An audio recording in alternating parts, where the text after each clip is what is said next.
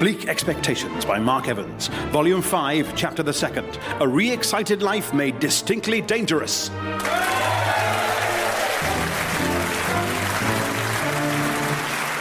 Anger, wrath, rage, ire, fury, and vexation.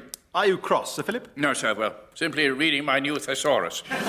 Though I have just realized that my accursed son-in-law and daughter are late again, so I am now.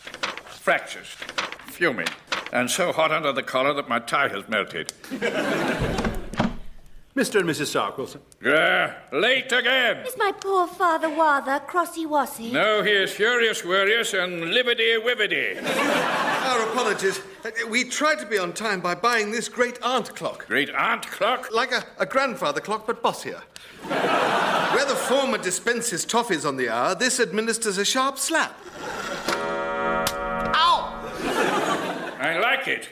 But then why are you still late? Well, knowing we are habitually 15 minutes late, I cleverly set the clock forward by that much to fool us into being on time. Alas, I had the same idea, and also put it 15 minutes forward. And double alas, I forgot I had done so, had the idea again, and set it a further 15 minutes forward. As did I. And I again.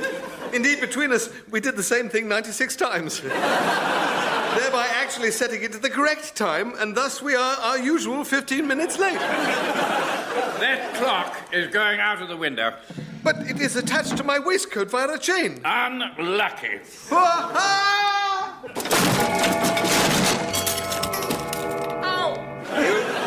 You may listen to my story from down there. Last time, you heard how my evil ex-guardian, Mr Gently Benevolent, had returned, and not in a good way like summer or a boomerang made of chocolate, but in a bad way like a syphilitic homing pigeon or a dodgy uncle on a bungee jump. He still had his sinister laugh. And he was now hiding in the mountains of India, plotting evilly. Evil, evil, evil. Plot, plot, plot. But at least his return had shaken me from my middle-aged torpor and given me a purpose to thwart him once more. Alas, my beloved Ripley decided to join in. I can help you thwart him. It'll be nice to share your hobby. Thwarting evil is no hobby. It is dangerous work. How hard can it be? You find him, you thwart him, and then you do a clever wisecrack like, "What do you think of that?" Easy. There's more to it than that. I think you're worried I'll be better at it than you. Rubbish. Fiddlesticks in no way. 100 guineas says I can thwart him before you do. Very well, but I warn you, it will be difficult and... Oh, she's gone. She had rushed off and was soon on her way to India via that fastest mode of travel, the hot air balloon, towed by Siberian racing geese. I shall beat you, Pip, thwarts and all. That doesn't make sense. Giddy up, geese. The race was on, and I set off in pursuit, stopping only to pick up my sister Pippa and best friend Harry Biscuit, whose married life had recently re-blossomed, like a tree whose blossoms someone has kept safe in a box in spring and then stuck back on in the autumn. Come on, we are off to India. Not before you've seen my new invention. It is a brilliant Pippa-loving machine. Where is it? You're looking at it! I mean him! I mean me! It's me! I'm the special Pippa-loving machine. Oh, God. I love you, Harry. Cuddle, bunny, joy, squidgelet. Oh, I love you, my huggy kissy smoochykins. So icky. Together, we hurried aboard Britain's fastest ship, the combined tea clipper and pig abattoir, the Cutty Pork. As Harry and Pippa locked themselves in their cabin... Oh, Harry, you are so good in the sack. Wish I hadn't heard that. I love pretending to be a potato. That might actually be worse. I went on deck, where I could see Ripley's balloon ahead of me, and already pulling out of sight. I chafed at my own slowness, and also because I was wearing thick tweed underpants. To increase our speed, I took the shirts off the fattest passengers on the ship and made them into a huge new sail. I also threw the now naked fatties overboard. We accelerated until we attained an incredible 60 knots, twice the speed of very lazy sound. But of Ripley, there was no sign. We were due to dock in Bombay, but our momentum took us straight through the port, only coming to a halt a mile inland at the main railway station, thus accidentally creating the world's first fully integrated transport node. We have arrived in India, and I have invented a new word of joy to celebrate. Hurrah! A feathered messenger now arrived. Message from your wife. A carrier parrot. They are so good at impressions. Dear loser, just telling you I am already heading north to thwart Mr Benevolent. It's a thwarter to midnight, and I am a winner. Squawk! Thwarter to midnight? What is that even supposed to mean? I immediately entered the station manager's office, but all I saw were colonial civil servants slumped asleep at their desks. Only one bizarrely dressed official was awake. Why are you wearing a swimming costume? It's so beastly hot. But over your suit. One must keep up standards. This may not be Britain, but it is still British. Great. You'll get no help from the civil service. I looked round to see the shortest, widest man I had ever seen. Then I realized he was just lying down. They've all been struck down with the snoozing sickness, Snoozing sickness? a recent disease spreading from the mountains in the north, along with much other evil. Mr. Benevolent. I'm about to catch the northbound express. You can join me if you like. I like. My name is Pip Bin, by the way. Mine is Clampvulture. Everest Clampvulture. Any relation to Lord Dukey Clampvulture? My oldest brother. Do you know him? I did. Did? Nothing. He's a bit dead, that's all. Good. I couldn't stand him. He got the title and the land. I got a job out here as Chief Surveyor of India. Could have been worse. Could have got a job out here as Chief Surveyor of Australia. That wouldn't have worked unless they'd given me an absolutely massive theodolite. We went outside, heading for the train. It was only a short distance, but the heat of the Indian sun was almost unbearable. It was hotter than a good-looking chili pepper on a barbecue in a sauna. We gladly entered the first-class carriage, where servants helped keep the heat at bay. A small boy wafted us with a fan, a large boy offered us iced drinks, and a huge man threw a bucket of water over us. Thank you, my good man. The other passengers were less lucky, and to keep cool, they sat on top of their carriages, which were so hot inside they only used them to cook, throwing in food, then quickly popping in via the door to retrieve it. Extraordinary. They call them train dory ovens. With a groan, the train pulled away. And as we headed northwards, and benevolent bound, I watched the passing sights of India. Farmers tending their bhaji bushes and samosa orchards. Old women harvesting the delicious but brittle leaves of the poppadom tree. And crisscrossing the landscape, the great pipes and canals of the British Empire Tonic Network. It delivers malaria-preventing quinine to every colonial office and outpost of the British Raj in the form of so-called tonic water. Here, try some. Surprisingly tasty for medicine. Well, I am literally having none of it. Instead, I shall avoid malaria using the amazingly sciencey science of homeopathy. According to homeopathic principles, like cures like, and as mosquitoes cause malaria, Pippa and I each have a glass of liquidized mosquito.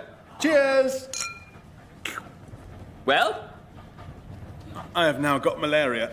As have I. Oh, I knew my homeopathy for dummies book was rubbish. It was 12,000 blank pages, and on one in tiny writing it said, "It's just water." As Harry and Pippa collapsed, Clampvulture pointed outside at the mountains, which were already growing closer. The Himalayas. They will be the biggest in the world. Will be? They're still under construction. The British Empire should have mountains befitting its massive status, including the tallest in the world, which I, Chief Surveyor Everest Clampvulture, shall name after myself. Mount Clampvulture. Now I must rest. As he slept, I sipped at my tonic water, but was suddenly disturbed by a familiar voice. Yoo-hoo, Pip! Ripley! The mountainy view was blocked as her geese-pulled balloon appeared right beside the train. We were neck and neck in our thwarting race. I've been buying a lot of books. Do you know where from? What are you on about? From Waterstones. As I battled to understand my wife's latest pun, I now heard another familiar voice, this one coming from my glass. Look into your glass, Pip-Pip. And I realized it was literally the drink talking. Mr. Benevolent, what are you doing in the ice cubes in my drink? Manifesting like only a stylish, evil genius can. Brr, chilly. But is that the ice cubes, or just because I'm so cool? Why are you here? To tell you that if your wife tries to thwart me, she will suffer. You monster, do not hurt her. Though, if you could somehow delay her, I'd be grateful. Who's that you're talking to? Is it Mr. Benevolent? Tell him it's nearly time to break out the thwart and cigars. What? I think it's meant to be a pun on the word port. That's rubbish. I do keep telling her. Anyway, neither of you will be thwarting me. While in India, I have learned certain mystical skills and have become a meteorological chiropractor. You what? I can manipulate the weather. With deadly consequences for you and your wife. Let the monsoon begin. Goodbye, Pip and Ripley Bin. And suddenly, fierce clouds filled the sky and lightning flashed, striking Ripley's geese. Oh, ruddy cripes! That has literally cooked my goose! Ah! And the balloon tumbled out of control and she was gone. The storm grew fiercer, waking my companions. The monsoon rains here are short but incredibly heavy. Like fat pygmies. Or lead Dachshunds. The clouds massed like a great rain-bearing army. Then the downpour began. And almost immediately stopped again. Well, that was not so bad. Hang on, we are in a huge flooded river. I did tell you. As the train sank, we scrambled into the water, swam to the shore, and collapsed, exhausted. There was a village nearby which we entered in search of help, though it seemed deserted apart from strange piles of unused cricket equipment. The government is trying to spread Britishness via cricket, but the Indians refuse to play. Frankly, I didn't think it will ever catch on here. But cricket is the best game ever. I agree. The nearest thing to empirical evidence of the existence of God. How could anyone not like a sport that has built-in meal breaks? These days, cricket has just the 2 breaks for lunch and tea, but back then, cricketers stopped for 11s, 12s, early lunch, proper lunch, late lunch, tea, pre-tea, low tea, high tea, top tea, cake o'clock, and supper. With the umpires also providing a trolley service between overs. Where are all the villagers? Probably frightened away by this gigantic, terrifying snake. For indeed, a massive serpent had slithered into view and now reared furiously before us. Is it a spitting cobra? Alas, worse. A gobbing viper? Worse yet. A phlegm adder? It is a mucus mamba. Its venom will give you a really annoying cold for the rest of your life, That's not so bad. which will be about 3 minutes long. That is so bad. I would fight it, but my 2 martial skills are arm wrestling and shin kicking. Useless against snakes. I know how to deal with this. Harry crouched in front of the snake. Hello, Mr. Snake. You look well. Have you lost weight? Love what you've done with your lack of hair. And those stripes are so slimming. I see your friend is a snake charmer. With the snake tamed, suddenly the inhabitants of the village reappeared, cheering. I think they've just worked out how great Harry is. Hands off, Indian folk, he's mine. They joyfully surrounded Harry and Pippa, and I looked towards the mountains of Mr. Benevolent, worrying about Ripley's safety. And as if nature had read my mind, a bird now landed at my feet and scratched in the dusty earth with its beak. Why? It is a pen-build calligraphy chaffinch.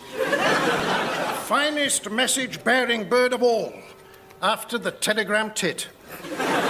Dear Pip, do not worry, I am safe. But also, do worry, because I'm about to win our bet, smiley face. Have located Mr Benevolent in a hilltop fortress. Or should that be thwartress? LOL.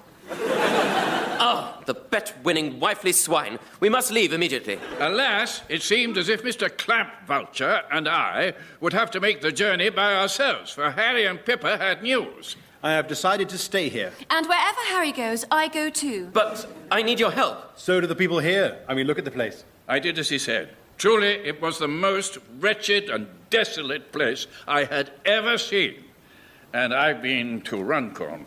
The village has suffered for years, but things recently got worse when all their tigers were stolen. Is that so bad? Dangerous things, tigers. Yes, but also incredibly useful. They use them for ploughing, transport, pets, milk. How do you milk a tiger? Very carefully. At a distance. With tongs. Without their flock of tigers, the whole village has been ruined. But I am sorry, Pip-Bin, I can be useful here. I can introduce them to cricket, invent them a replacement robot tiger, teach them the ways of the cake and the swan. As a parting gift, he provided transport for us in the form of an elephant. But elephants are so slow. Not this one. He's on roller skates. As Clampvulture and I left Harry and Pippa, I felt a great sorrow. But only for a bit, because riding on a roller skating elephant was fun. Way! Soon we were in the Himalayan foothills, known as the Himalayas. So called because they were smaller, weaker mountains that weren't allowed to vote.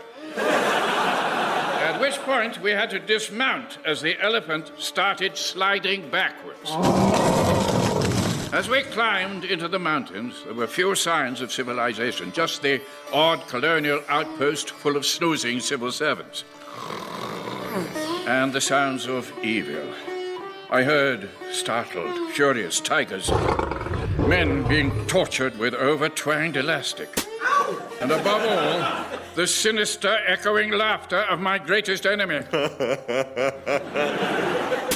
Ow! Twanged myself. Finally, the sounds led us to a towering, pointy mountain with a fortress of pure evil on top like a horrid cherry. A perilous-looking track led up to it, and nearby I found a note pinned to a rock. Dear Pip, if you're reading this, I win. What do you think of that? Oh, if she beats me, I will never hear the end of it. But we can arrive faster than her if we take a shortcut, I know. How do you know a shortcut? I'm an excellent guesser. I'm certainly not leading you into a trap. Reassured, I followed him as he opened a door in the cliff face. Inside was a steam-powered lift, which took us straight up to Mr Benevolent's evil lair. Top floor. Evil schemes, vile plots, and kitchenware. The doors opened onto a dark room, but as I stepped out, it was suddenly flooded with bright light. Surprise. Mr. Benevolent! Around him stood a few ferocious, stripy animals, and behind those badgers were some tigers. I've been expecting you, Pip-Bin. Hence the banner saying, "Welcome, Pip-Bin."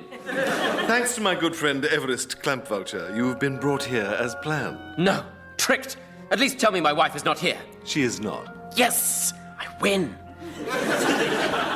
I've got you a welcoming present. Oh, it is some manacles. How nice. Why don't you try them on? Oh, they are a bit tight, actually. Exactly. And now you are my prisoner. I can't believe I fell for that.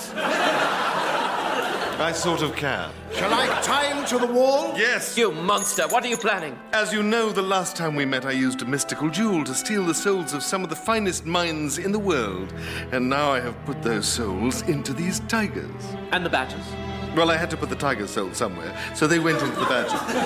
I thought the stripes were thematic. What about the badger souls? They went into some otters. The otter souls went into some weasels, the weasels into some mice, the mice into some snails, the snails into some flies. Then a bunch of old women swallowed the flies. I don't know why, perhaps they'll die. The point is, with my intelligent tiger army, I shall take over India and then the world. Never! For the colonial service and the army will destroy you with an unbeatable mixture of guns and paperwork. Not if they're asleep. The snoozing sickness was you. This evil genius Oh, flatterer. added vast quantities of gin to the tonic network, and now India is run by sleepy drunkards. Right, it is time to torture you, Pip-Bin. Behold my evil, overstretched elastic of doom. Ow! Twanged myself again. I keep doing that. Right, I'm going to use an overbent school ruler instead. He stretched the ruler back further than seemed possible and was about to let go with hurty implications when...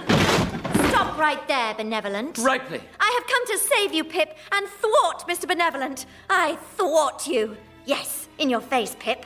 Shall we go home now? You will never go home again. Yes, I will. I've just thwarted you. Didn't you hear? I thwart you. I've won. Thwarting doesn't work like that. It's not like Jinx. Of course, you need to hear my wisecrack. What sort of drink am I? I'm a sparkling mineral thwarter. That is dreadful. Right, Pip-Bin, time to die. In this bottle I have the deadliest poison in all India. It will provide a slow, agonizing death. Now drink it. No! Oh, surprisingly minty. Goodbye, Pip-Bin. Did you just kiss Pip goodbye? No? I knew you two had a thing going on. What? There's never been a thing. We were only naked together in that jacuzzi because our clothes were in the wash. What jacuzzi? Oh, the agony! Actually, it's not really hurt. But how? No! This poison is way past its worst before date. So, about you and Pip kissing. Fortunately, at that point, we were interrupted as a cricket ball smashed through the window. Nice shot, Sachin. I'll go and get it. Can we have our ball back, please? Oh, hello, Pip-Bin. Hello, Ripley. Hello, Mr. Benevolent and Mr. Clampvulture. Right, got the ball, thanks. Bye.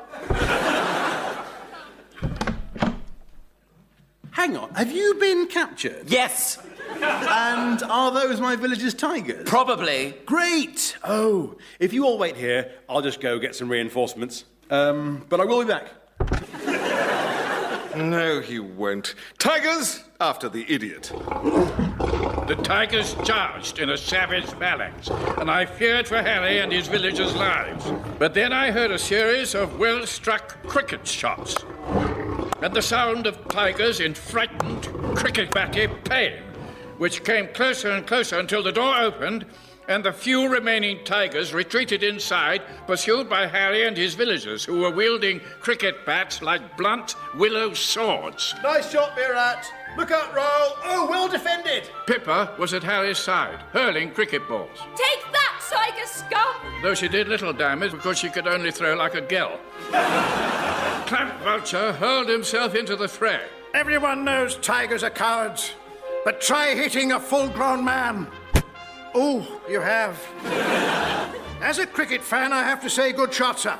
But as a man whose head has just come off, I have to say, dead now. Finally, it was over. Harry and his villagers had won. Do you know what? I think cricket might catch on in India after all. You have ruined my tiger army. Still, at least the entire colonial administration remains sleepy drunk. But suddenly the door burst open, and in rushed a familiar figure, the swimsuit-wearing official from the station. Wrong! For we have become gin-oculated and gin-tolerant. And it turns out gin makes the British middle classes invincible. I can do anything with my ruddy cheeks and red nose. Right, I'm off to start a war against some people who haven't got machine guns. Bye! So, all my plans have failed. Oh, well, at least it was a fair fight. Have you finally become a good loser? I may well be evil, but I can still be polite. Come, Harry Biscuit, let us shake hands like gentlemen. See? Good manners cost nothing. No, except your life. Grasping Harry's hand, he swung him round, lifting him into the air. Oh, you're really strong. Have you been working out? Yes, working out how to kill you. He circled round and round on the spot, whirling Harry higher and higher, faster and faster. Oh, I know this is almost certainly part of an evil plot, but it's fun! Until finally he let him go like a giant, fleshy discus. Harry flew through the window, plunging to a chasmy doom. Oops, slipped. You monster! I'll kill you! Time for my escape, I think. He quickly, if oddly, given the prevailing heat, donned large furs and mounted a sledge pulled by very sweaty huskies. In case you think my clothes and mode of transport are a clue as to my next destination, you're wrong. They're a bluff. I'm definitely not off to the South Pole. I'm actually off to Swindon. Or am I? Actually, I am. To be honest, I've confused myself now. Perhaps I should have changed later. Never mind. Mush! Mush! And he was gone. Alas, so was Harry. Or so we thought. Can someone give me a hand up? Oh, I hear my poor husband from beyond the grave. No, I'm just beyond the window. We rushed to look and saw Harry dangling only some 20 feet down the deadly drop, clinging to the tail of the mucous mamba he had charmed back in the village. The snake had saved him. So loyal snakes, like bald, limbless Labradors. Hurrah for Harry and the snake! Relief flooded like happy brandy into the decanter of my soul. Harry was alive. But so was my nemesis. And there was much thwarting yet to be done. Like, loads. So, what happened then? That is for next time. Oh, go on, tell me now. Only if you strip naked and dance like a little girl. Dancey, dancey, dance. Now will you tell me? No. But that was interesting. Though if you return next week, you will hear more of how we faced perils more perilous than ever before, and dangers more dangerous. And how we discovered a frozen hell on earth that was even colder and frostier than a conversation about emotions with a man who went to a boarding school.